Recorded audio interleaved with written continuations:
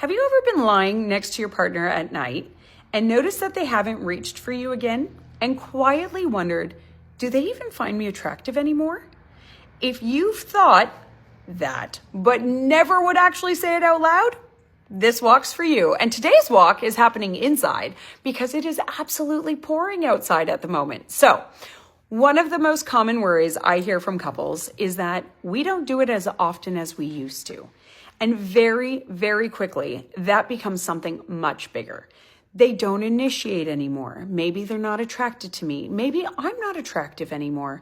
Maybe something's wrong with our relationship. But here's what I want you to know. A change in frequency does not automatically mean that there's a problem with attraction or love. Sexual desire doesn't exist in a vacuum. It lives alongside stress and sleep and children and work and hormones and medication and mental health and body image and relationship connection and just plain old exhaustion.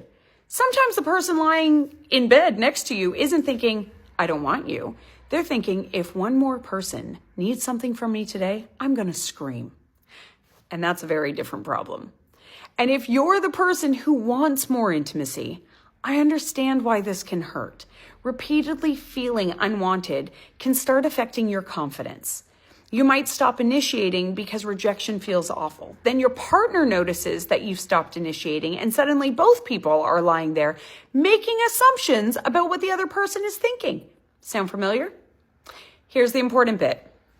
Please do not diagnose your relationship from the frequency of your bedroom life. Talk about it, but please don't start that conversation in bed immediately after you've been rejected. That's probably the worst time possible.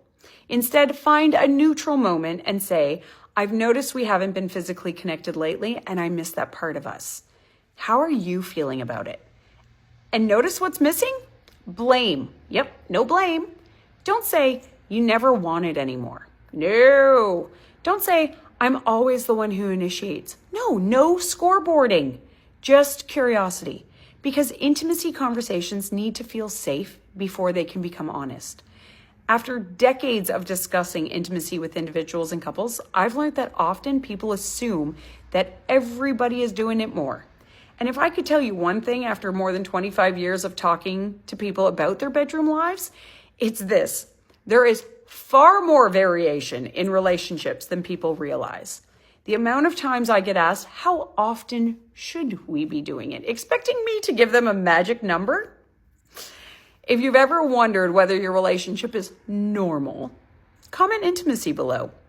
And if you want practical support reconnecting emotionally and physically with your partner, take a look at my Recharge membership.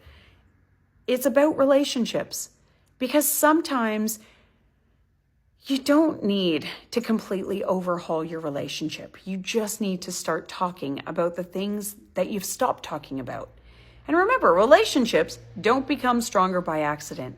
They become stronger one conversation at a time. Thanks for sitting with me today, and I'll see you on tomorrow's walk.